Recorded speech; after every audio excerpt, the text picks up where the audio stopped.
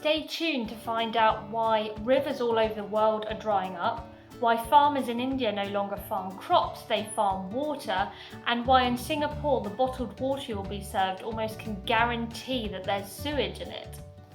Welcome back to Green Pages. I'm Rebecca, and I just finished reading When the Rivers Run Dry, The Global Water Crisis and How to Solve It by Fred Pearce.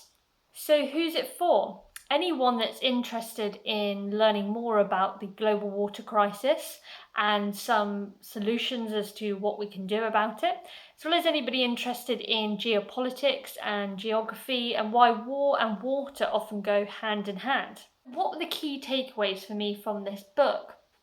The first one was the realization of that we often talk about forests, but we don't hear a lot about wetlands. And next to rainforests, wetlands are actually one of the most productive ecosystems for humans as well as nature. We often hear in the media about deforestation of forests, which is terribly sad, but almost never hear about wetlands and the death of wetlands that's happening as fast as removal of forests from our lands. The second one was in India, what's happening over there with the farmers. So Fred Pearce actually goes and visits some of these farmers in India.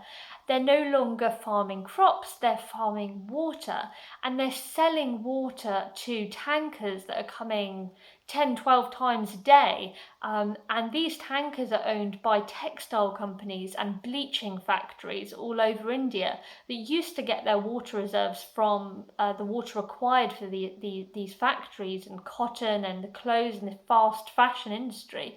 They used to take it from this reservoir that's dried up, so now they're turning to the farmers that are physically pumping out water from precious underground water reserves 24 hours a day and selling it to these textile companies for the very thirsty crop that is cotton. What were some of my favourite moments from this book? Well, one of the chapters was called Sewage on Tap, and it focuses on Singapore's pursuit for independence for their water. And by doing so, they've become one of the world leaders in optimising water management. So what does that really mean? Well, it means that they are collecting sewage, they're cleaning it up, and they're recycling that water back in almost like a closed loop system. Now you might be thinking, drinking sewage, that sounds pretty unsanitary. Well, the way that they're using these technologies to clean that sewage up, passing it through membranes, ultraviolet light, is actually making it cleaner, much cleaner than most tap water. So completely safe and a really interesting way in which they're becoming water independent.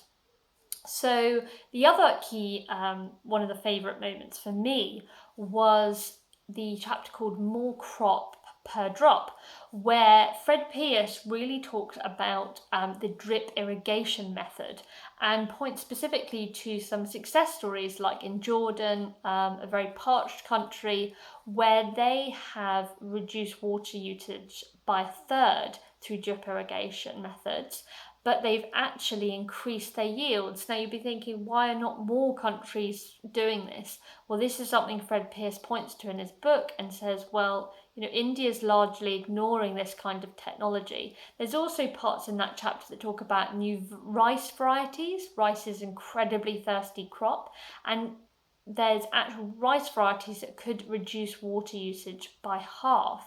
So that was really great.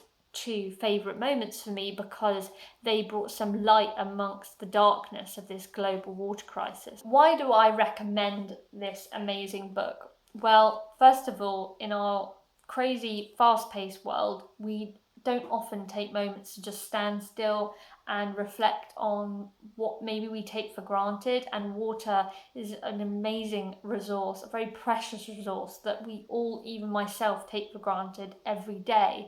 This book will open your mind to the world of water, the way that countries and companies and industries and people use it, and how water connects us all as we also heavily depend on it. What has this book inspired me to do? Well, it's definitely inspired me to read up more on things like dams and their destructive nature. I very much perceived dams as something that was good because it provided clean energy in places like Nepal, but actually they have incredible destructive stories associated with them, not just to nature, the rivers, but to humans as well. So that's definitely something that's inspired me to read up more on. Would I recommend this book? Absolutely, without a shadow of doubt. Tim Smith actually reviews this book and says, if ever a book demands to be read, it is this one. And I honestly couldn't put it better myself. So until next time, thanks.